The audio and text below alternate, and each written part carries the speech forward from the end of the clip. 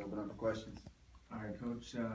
When Jake and Matt came back to the building from the summer, what did you think of your two quarterbacks? I'm very excited about them. I mean, I think when you have those two, it's two guys that can really throw the ball. You know, they're both athletic. They both improved themselves physically in the weight room this summer and gotten stronger, gotten faster, put on more weight. So I think anytime you can have two guys like that, you feel really good about the position. And then our two young guys, I feel good about too.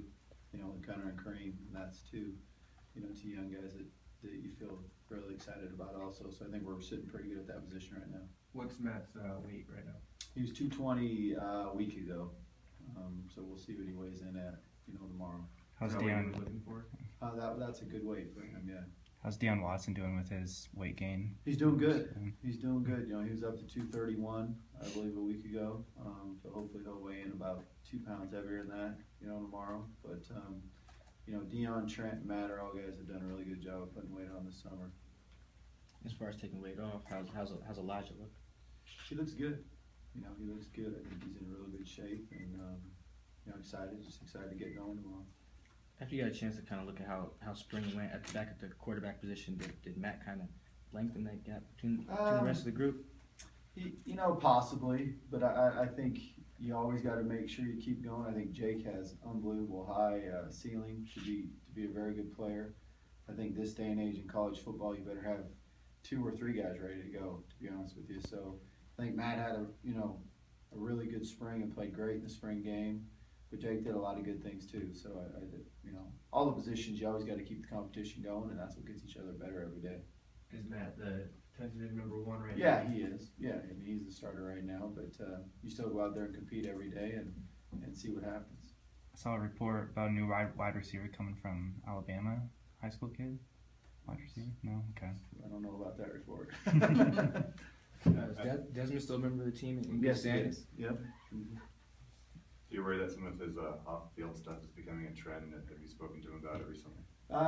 He's done everything that we've told him to do. The last thing really went all the way back to what he got in trouble for before, and he paid for that for a whole season. So, really, he's done everything that we've asked him to do.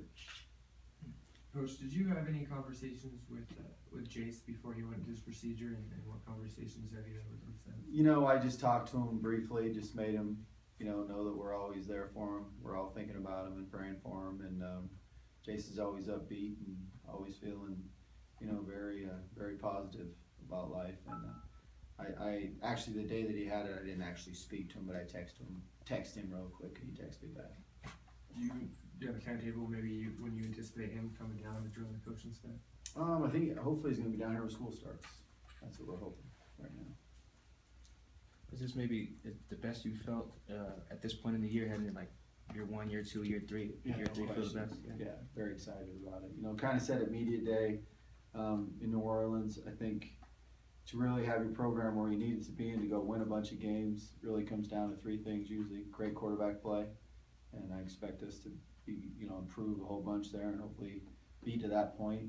Then you got to play real good defense, and I'm excited about that. With Coach Bresky leading the defense, I think we made big strides. I think we're going to play real well there. And then the ability to run the ball when you have the lead. And I think really from midpoint last year, when Penny started playing well, we were running the ball well. So, that's kind of the 3 things that we got to be able to do. And we do those 3 things, we'll win a lot of games. I don't think we've asked you about Bresky since he officially got hired. Was he someone that you kind of had your eye on the whole time and kind of knew if Ronnie was going to leave, he would be one of your top choices there? Yeah. He's somebody I've liked for a long time, just from afar, all the way back when he was with Coach Glenn in Northern Colorado and Montana. So when I was a young punk, Coach Glenn recruited me out of high school. So I've kind of, he just has a lot of ties that I had, and I think he does a great job. I think his packages kind of make you guys more versatile as a defensive. It does, and I think it helps some of our guys. Sometimes when you're maybe not quite as talented as the team you're playing against, it helps you with guys more on the move, and there's a lot of movement up front, and there's a lot of different things that confuse the quarterback and the offense coordinator. So I think that'll help us. Do you feel there's a significant talent gap between your team and the rest of the teams in the conference? No, but I think there's some games you line up and that happens. I think there probably was my first 2 years here, but I think this year it's going to be time to where it's not, and that gives us a great chance to go win a lot of games. How do you feel about your secondary right now, or are you gonna maybe move some guys to the secondary and maybe have some depth there? No, I'm excited about it. You know, I think we got a lot more speed there this spring, and I think they've all worked really hard this summer, and there's a lot of competition there. So I think with the guys that are there, we'll come out of fall camp with a good secondary. Can you confirm that Trenton McGee has chosen to play baseball? That's what it looks like, yeah. Mm-hmm. Any incoming freshmen that you're maybe excited about seeing try to compete right away? I know you mentioned Kareem at the QB Yeah, spot. and I think Kareem's done a really good job. I think Calvary Pugh is just somebody that has a lot of talent, so that always makes you, excited about him. He can really run. He's explosive. So I'm excited to see him out there. Jonte Boston's another guy that's got a definite bounce in his step and very explosive and quick. I think our two young offensive linemen, Zion and Tanner, I think those guys really excite you because I think they got a chance to be real special, 3 or 4 year starters here at some point and just being the real deal, big time linemen. Defensively, the two linebackers, Darius and Mike, I think they both have a chance to be really good football players here and do great things for us. I think Eric Hale, the defensive lineman, just has a great motor. Excited to see him get out there and make things happen. I'm just excited about the whole freshman class, to be honest with you. Still, Denzel Brantley still expected to be a running Yeah, I back. shouldn't have forgot him. I mean, our two running backs, both of them, Denzel and the big guy from Spokane. Those two got a lot of talent. They can really, just watching them, doing the cone drills and different things in the weight room. We did a good job getting those two guys. They're going to be really good football players for us. What's the energy like as you head into your third season, and can you tell a difference from maybe when you, like last year and your first season? I think the energy's real high. I think the energy was good before, to be honest with you. I think the confidence level was a lot higher. I think the excitement of having the opening game at home on a Thursday night against a team that we believe we're gonna beat. I think that's gonna be a big turnaround game for the program, to be honest with you. I think it's, they're a great football team, very well coached, been to bowl games 6 out of the last 7 years, but that's a game we need to work hard all camp, believe we're going to win it, and have it be a big game that start turning things around here. I feel like the idea of that game being on a Thursday and at night, because they haven't had many games like that here, and it's just something new, kind of I think it's exciting. awesome.